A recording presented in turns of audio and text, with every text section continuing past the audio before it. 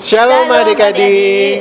Ya adik-adik, kita ketemu lgai dalam ibadah IHAM PT kita di hari Minggu ini. Nah, di pagi hari ini kita masih tetap beribadah melalui YouTube bersama-sama. Jadi kakak harap adik-adik sudah mempersiapkan diri, dan kita akan memulai ibadah kita. Kita akan masuk dalam saat teduh sejenak. Mari kita mulai.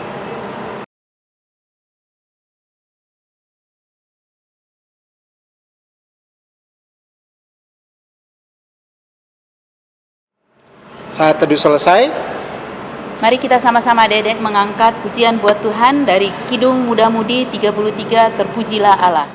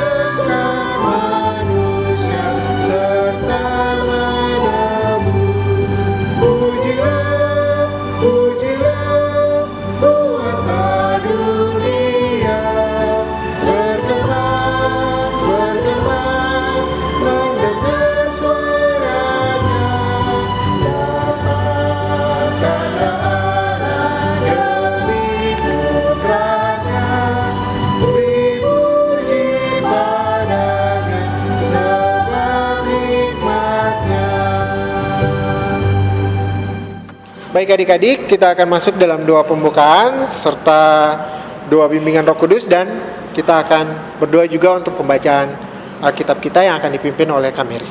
Mari adik-adik kita menghadap Tuhan dalam doa. Tuhan Yesus, terima kasih atas waktu dan kesempatan yang Engkau sudah berikan kepada kami pada pagi hari ini. Saat ini ya Tuhan, kami mohon pertolongan-Mu, Engkau mau jaga pelihara kami di sepanjang ibadah kami berlangsung. Biarlah Roh-Mu yang kudus yang memimpin ibadah ini Tuhan. Ya Bapa yang dalam surga, ketika kami akan membaca firman-Mu, biarlah Roh-Mu yang kudus menguasai hati pikiran kami, sehingga firman-Mu itu boleh tinggal dan diam di dalam hati kami masing-masing, sehingga kami dapat melakukannya dalam kehidupan kami setiap hari.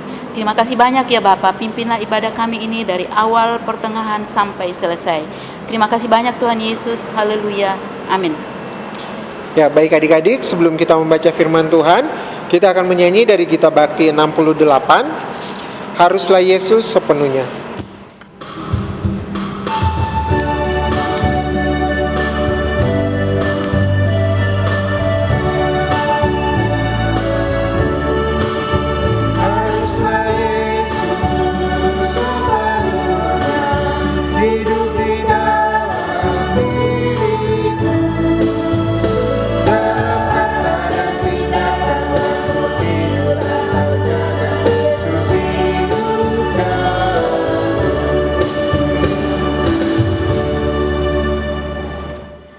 Mari adik-adik kita membuka Alkitab kita akan membaca bersama-sama, yaitu dari Kisah Para Rasul 28 ayat 17 sampai 29.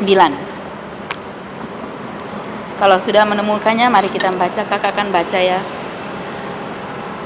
Pembicaraan dengan orang Yahudi di Roma.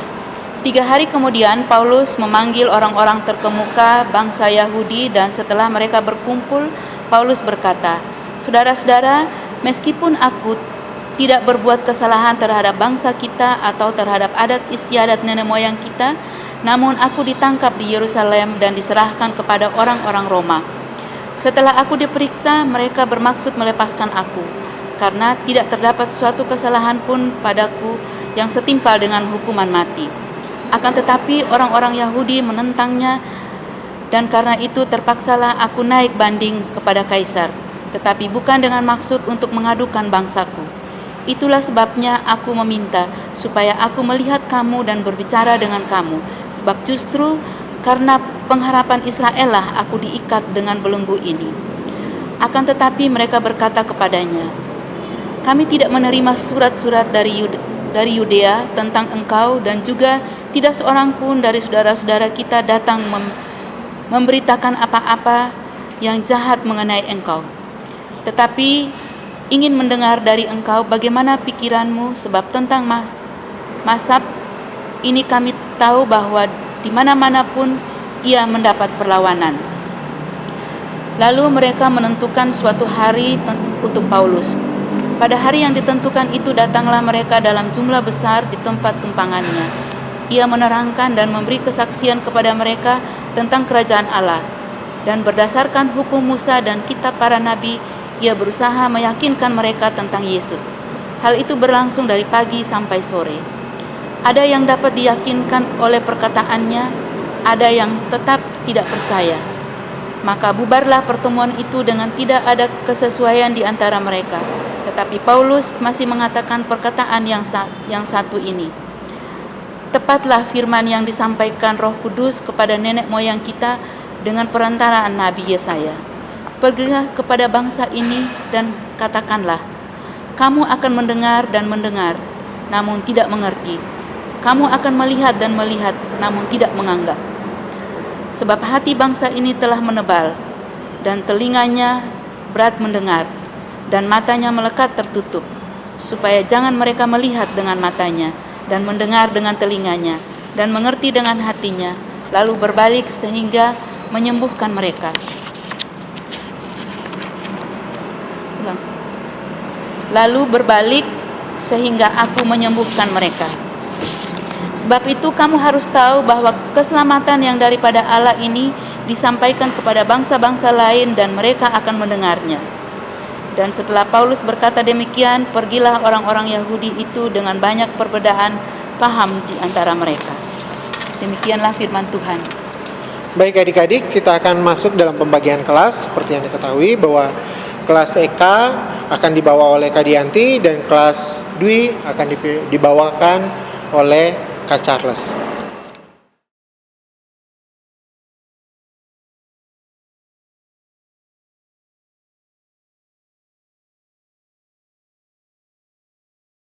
Shalom, selamat hari Minggu buat adik-adik sekalian yang ada di rumah.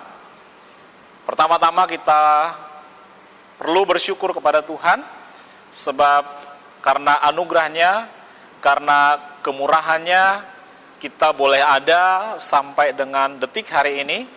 Kita sadar dan kita percaya bahwa itu semua bukan karena kekuatan kita, tetapi karena kemurahan, kasih karunia dari Tuhan kita, Yesus Kristus.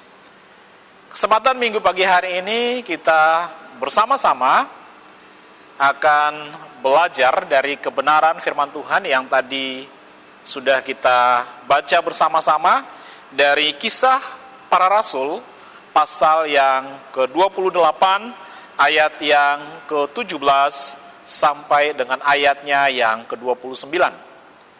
Pagi hari ini kita akan merenungkan kebenaran firman Tuhan ini dalam satu tema, menyampaikan kebenaran bagi keselamatan bangsa. Adik-adik yang dikasihi oleh Tuhan Yesus Kristus,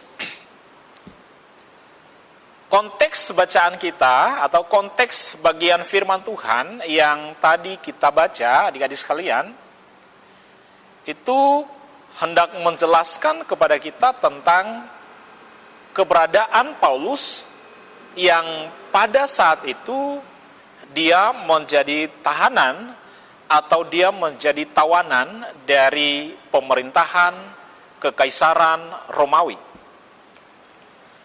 Pertanyaannya yang perlu kita jawab adalah, kenapa Paulus dijadikan sebagai seorang tahanan? Kenapa Paulus dijadikan sebagai seorang tawanan dari pemerintahan Romawi pada zaman itu? Kalau adik-adik baca dari pasal-pasal sebelumnya, secara khusus kalau kita belajar dari pasal 21 sampai dengan pasal 28, di dalam bagian bacaan firman Tuhan kita di hari ini, maka kita akan tahu jawaban, kita akan mengerti jawabannya. Bahwa Paulus ditahan oleh pemerintahan Romawi karena beberapa alasan. Alasan yang pertama karena orang-orang Yahudi menuduh Paulus bahwa dia telah menghujat Allah dia telah menghujat agama Yahudi. Alasan yang kedua kenapa Paulus ditahan adalah karena dia dituduh bahwa Paulus sudah mengajarkan ajaran sesat kepada kaum keturunan Yahudi yang ada di Roma. Tidak hanya ada di Roma, tetapi hampir di seluruh tanah Yerusalem. Kemudian yang ketiga, kenapa Paulus ditangkap dan ditahan? Karena dia dituduh telah mengajarkan satu ajaran yang salah, satu ajaran yang sesat kepada kaum keturunan Yahudi, supaya mereka meninggalkan adat, kebiasaan, atau meninggalkan hukum-hukum Taurat, dan kemudian beralih mengikuti ajaran yang baru yang dia bawa didasarkan pada satu nama, yaitu Yesus Kristus. Nah, peristiwa inilah yang kemudian membawa Rasul Paulus. Firman Tuhan ceritakan bahwa dia diseret, bahkan ingin dihakimi secara massal, tetapi kemudian dia dibawa dan diperhadapkan di hadapan pengadilan dunia, Kekaisaran Romawi pada zaman itu, kemudian juga dibawa ke hadapan pengadilan agama untuk diminta pertanggungjawabannya berkenaan dengan apa yang sudah dia lakukan. Dalam sidang tersebut, kalau kita baca, didapati bahwa tidak didapati sama sekali kesalahan pada diri Paulus. Tetapi orang-orang Yahudi tetap meminta supaya dia diadili atau dia dihukum berdasarkan aturan atau ketetapan dari hukum agama Yahudi. Nah, adik-adik yang dikasihi oleh Tuhan Yesus Kristus, peristiwa ini yang akhirnya membawa Rasul Paulus sampai di Roma karena dia harus naik banding dari pengadilan sebelumnya, kemudian dia naik banding ke pengadilan, secara khusus dia langsung menuju ke pusat kota Roma.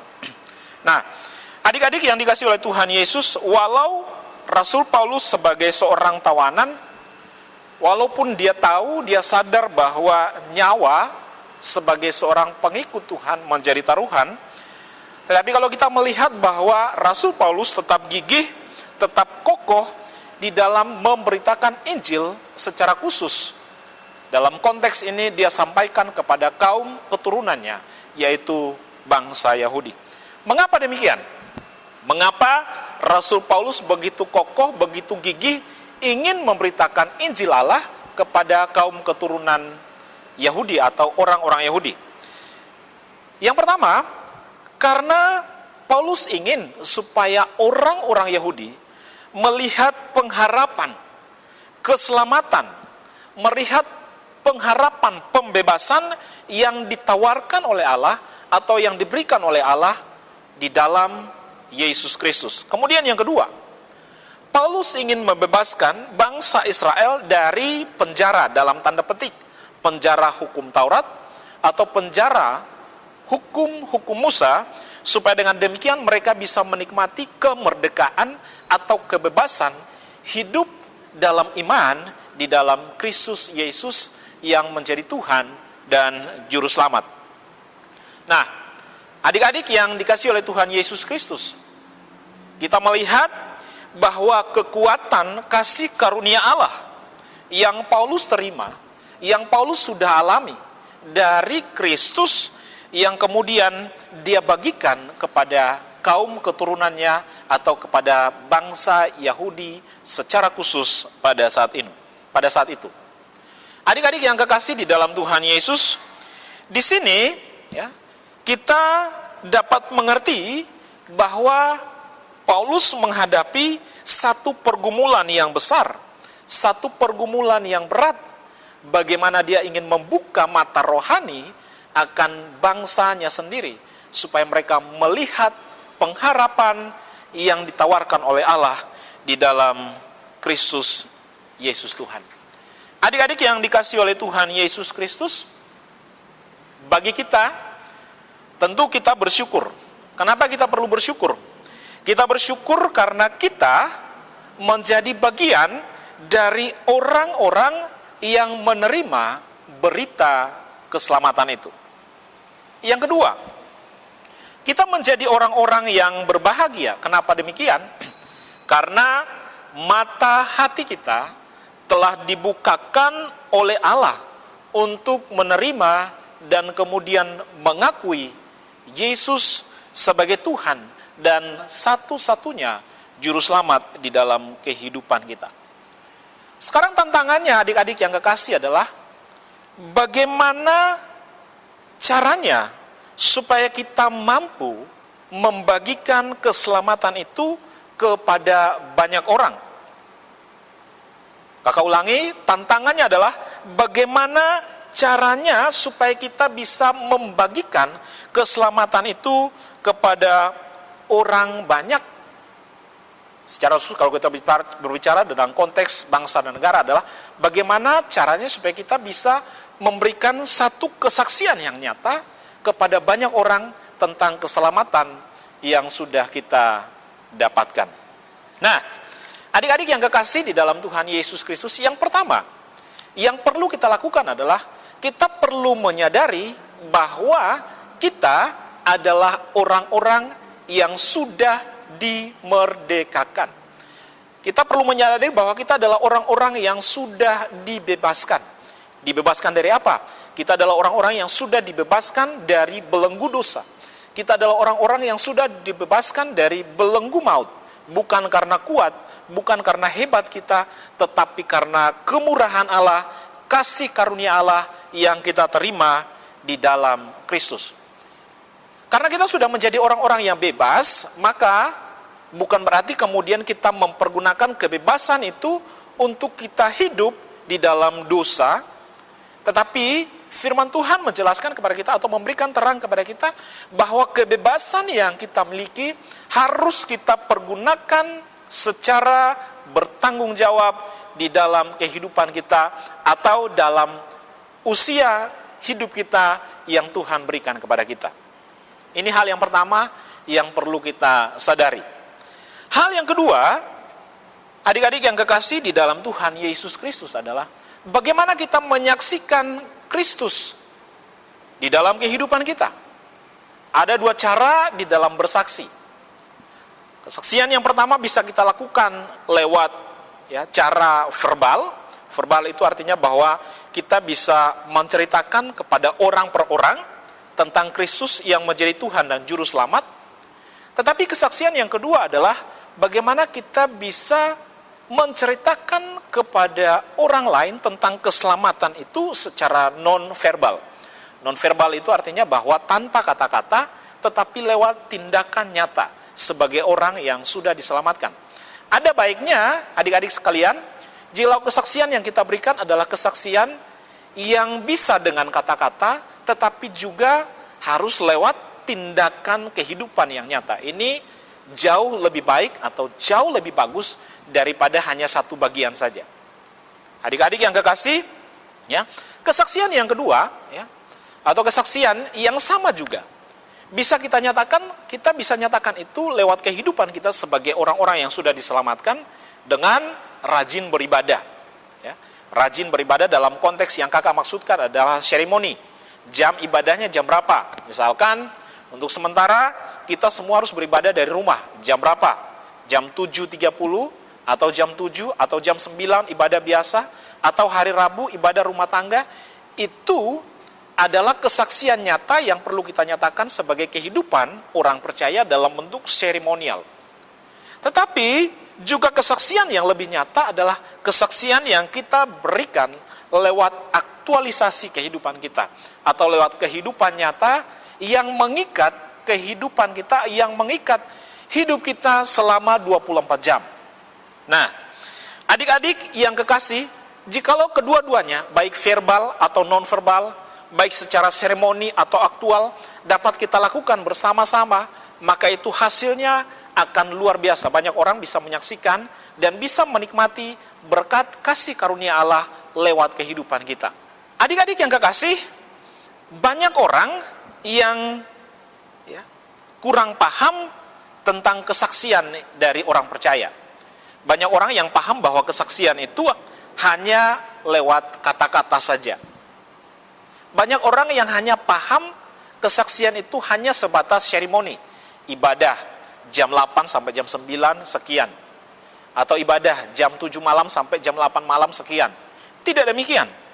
Tetapi mari adik-adik sekalian, ya, banyak remaja, ya, kakak ingin ingatkan bahwa banyak remaja, banyak anak muda yang kurang sadar bahwa belajar yang serius atau belajar yang sungguh-sungguh adalah juga bagian dari ibadah atau bagian dari kesaksian hidup yang bisa kita tampilkan di sekolah. Belajar sungguh-sungguh adalah bagian dari kesaksian hidup, adalah bagian dari ibadah yang bisa kita tampilkan. Untuk sekarang ini kita belajar dari rumah lewat cara online. Banyak anak muda atau banyak remaja yang kurang paham bahwa membantu orang tua, menolong orang tua, itu juga adalah bagian dari ibadah aktual yang perlu kita lakukan di dalam rumah. Banyak anak muda atau banyak remaja yang tidak paham bahwa ketaatan kepada pemerintah, misalnya dalam konteks kehidupan dewasa ini, atau konteks kehidupan kita sekarang, pakai masker, cuci tangan, kemudian social distancing, dan lain sebagainya, adalah bagian dari ibadah yang perlu kita pertanggungjawabkan kepada Allah. Nah, adik-adik sekalian yang dikasihi oleh Tuhan Yesus Kristus, hari ini firman Tuhan mengajar kita, menasihati kita sekalian, supaya kita ingat akan kebenaran-kebenaran firman Allah.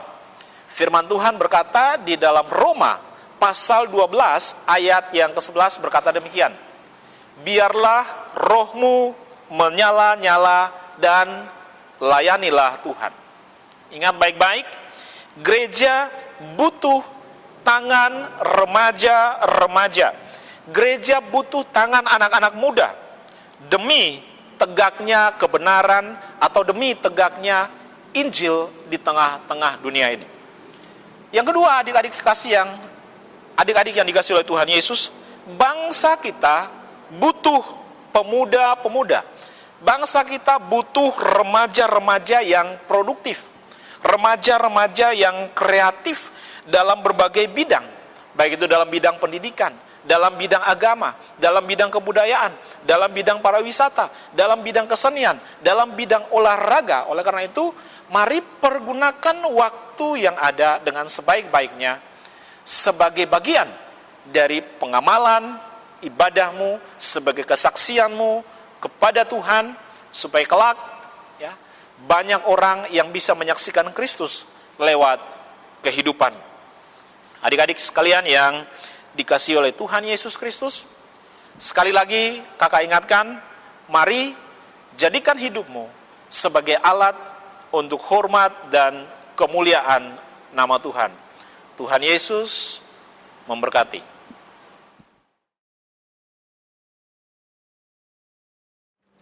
Baik adik-adik, kita tadi telah mendengarkan kebenaran berita firman Tuhan yang telah dibawakan oleh Kak Dianti maupun Kak Charles. Kita akan sama-sama mengaminkan firman Tuhan dengan menyanyi dari Gita Bakti 61, Tuhan ajarkanlah kehendak-Mu.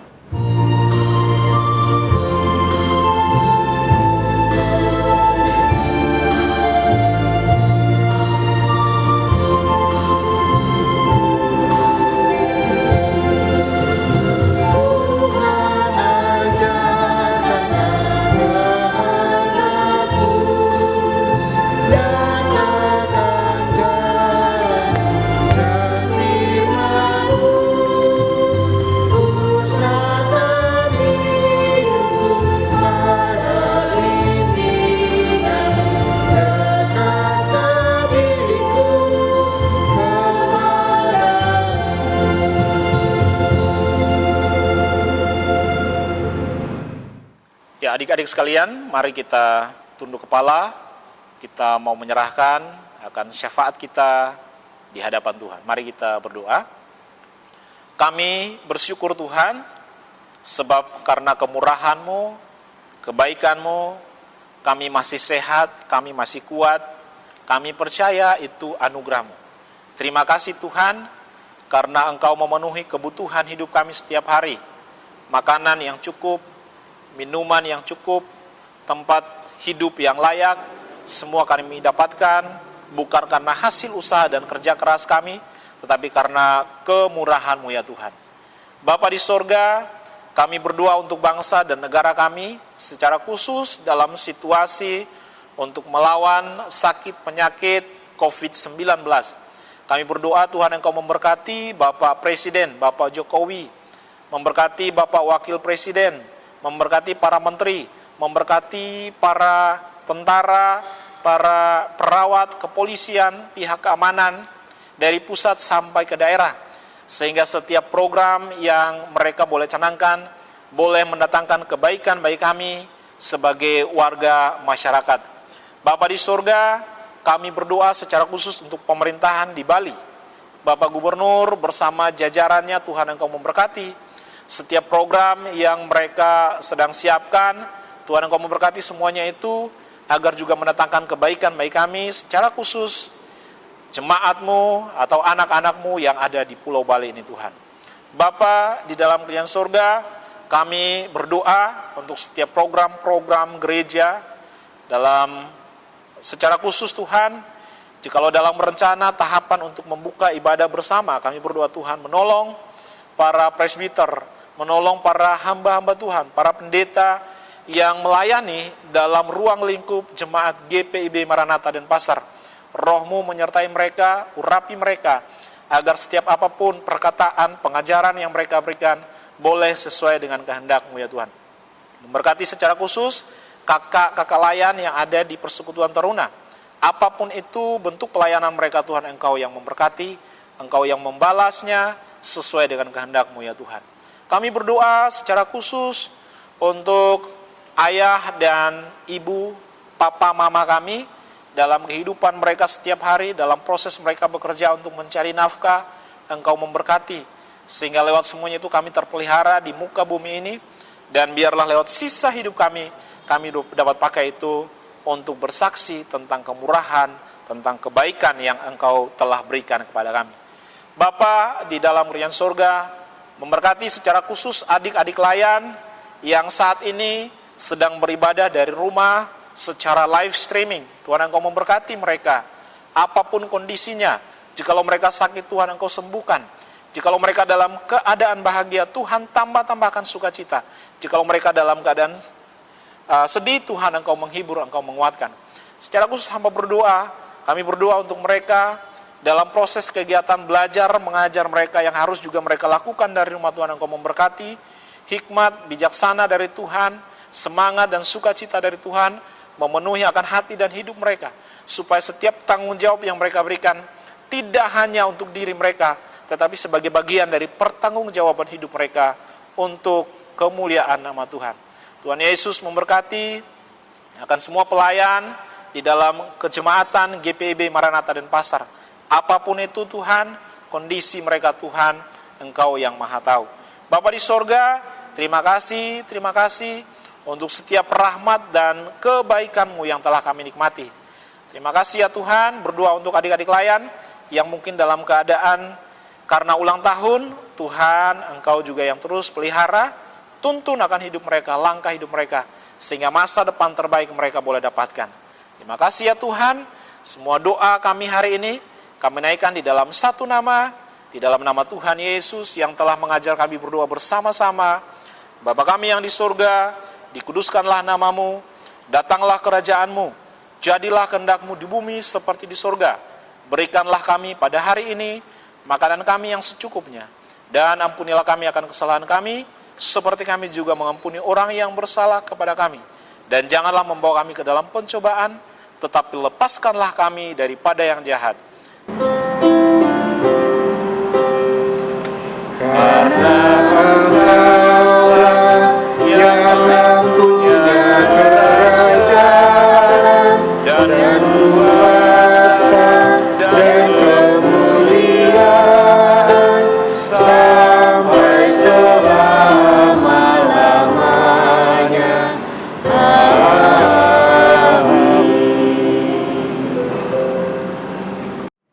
Baik adik-adik, kita akan masuk dalam pengutusan dan berkat, tapi sebelumnya kita akan bernyanyi dari Gita Bakti 126, Damai Sejahtera.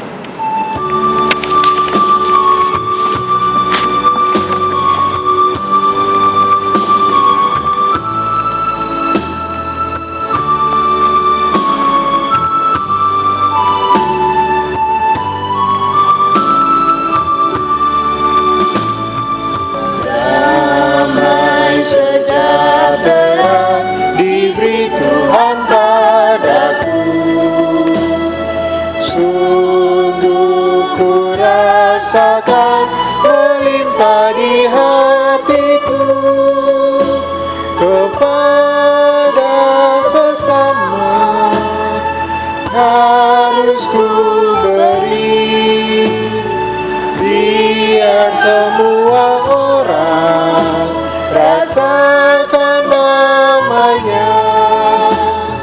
Damai sejahtera Diberi Tuhan padaku, sungguh ku rasakan melimpah di hatiku. Ku ingin bagaikan damai yang ku alami di hidupku, supaya bumiku penuh dengan namanya.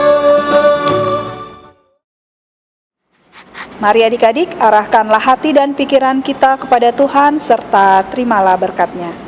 Kasih karunia Tuhan Yesus Kristus dan kasih Allah Bapa dan persekutuan dengan Roh Kudus kiranya menyertai adik-adik sekalian mulai dari saat ini sampai kekal selama-lamanya.